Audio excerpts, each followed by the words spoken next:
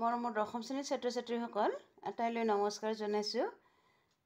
মই আজিৰ ভিডিঅ'ত তোমালোকক ভাৰতীয় সংস্কৃতি শীৰ্ষক পাঠটোৰ পৰা পৰৱৰ্তী প্ৰশ্নসমূহৰ উত্তৰ অৰ্থাৎ 20ৰ খ আৰু তাৰ পিছৰ উত্তৰখিনি দিবলৈ ওলাইছোঁ। খ নম্বৰ প্ৰশ্নটো চোৱা। ভাৰতৰ বুৰঞ্জী হৈছে ৰাজ্যৰ উত্থান পতন ভঙা গঢ়াৰ সবিশেষ বুৰঞ্জী।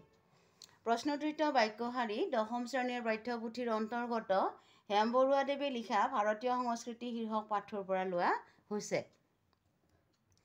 ভাৰতৰ বুৰঞ্জীত বিভিন্ন জাতি জনগোষ্ঠীৰ উত্থান পতনৰ সবিশেষ পোৱাৰ কথা ক'বলৈ গৈ উক্ত বাক্যশাৰীৰ অৱতাৰণা কৰা হৈছে। ভাৰতবৰ্ষলৈ অতি প্ৰাচীন কালৰে পৰা পৃথিৱীৰ বিভিন্ন ঠাইৰ পৰা ভিন ভিন সময়ত ভিন ভিন কাৰণত নানা জাতি জনগোষ্ঠীৰ আগমন ঘটিছে। এওঁলোকৰ ভিতৰত শক, হুণ, মোগল, পাঠান আদিৰ কথা উল্লেখ কৰিব পাৰি। এওঁলোকৰ ভিতৰত বেছিভাগেই ৰাজনৈতিক কাৰণত ৰাজ্য আক্ৰমণৰ কাৰণে আহিছিল।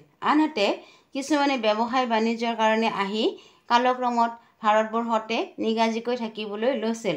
ভাৰত বুৰঞ্জীত এই জাতিসমূহৰ উত্থান পতনৰ বিভিন্ন কাহিনী ৰচিত হৈছে। সেইবাবে ভাৰতৰ বুৰঞ্জী ৰাজ্যৰ উত্থান পতন ভঙা গঢ়াৰ সবিশেষ বুৰঞ্জী বুলি কোৱা হৈছে। নেক্সট চোৱা।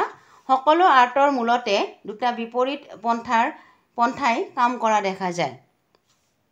উত্তৰত লিখিবা উক্ত বাক্যশাৰী দশম শ্ৰেণীৰ অসমীয়া পাঠ্যপুথিৰ অন্তৰ্গত হেম বৰুৱাদেৱে লিখা ভাৰতীয় সংস্কৃতি শীৰ্ষক পাঠটোৰ পৰা লোৱা হৈছে। শিল্প সাধনাই যে মানুহৰ দুটা দিশৰ উন্মোচন ঘটায় এই বিষয়ে ক'বলৈ গৈ ব্যাখ্যেয় বাক্যশাৰীৰ অৱতাৰণা কৰা হৈছে। সকলো আৰ্টৰ মূলতে দুটা বিপৰীত পন্থাই কাম কৰা দেখা যায়। ইয়াৰ এটাই কাৰুকাৰ্য আৰু জাকজমকতাৰ সৃষ্টি কৰে, আনটোৱে সংযম আৰু আড়ম্বৰহীনতাৰ সৃষ্টি কৰে। এটাই বাহ্যিক আৰু দৃষ্টিমুখৰ আড়ম্বৰৰ জৰিয়তে প্ৰকাশ হোৱাটো বিচাৰে, আনটোৱে আকৌ আমাৰ অন্তৰাত্মা স্পৰ্শ কৰি অভিভূত কৰে।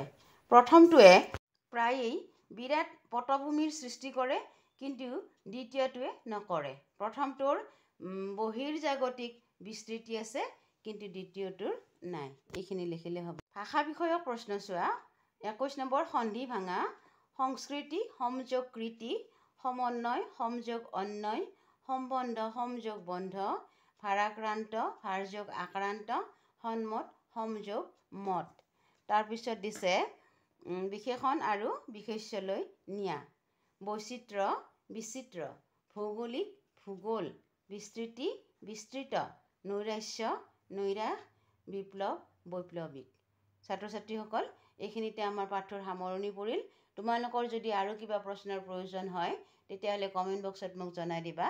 ভিডিঅ'টো ভাল লাগিলে এটা লাইক কৰিবা, বন্ধুবৰ্গলৈ শ্বেয়াৰ কৰিবা, আৰু চেনেলটোলৈ যদি নতুনকৈ আহিছা তেতিয়াহ'লে ছাবস্ক্ৰাইব কৰিব বুলি মই আশা কৰিলোঁ। আজিলৈ সামৰণি মাৰিছোঁ। আটাইলৈ পুনৰবাৰ নমস্কাৰ।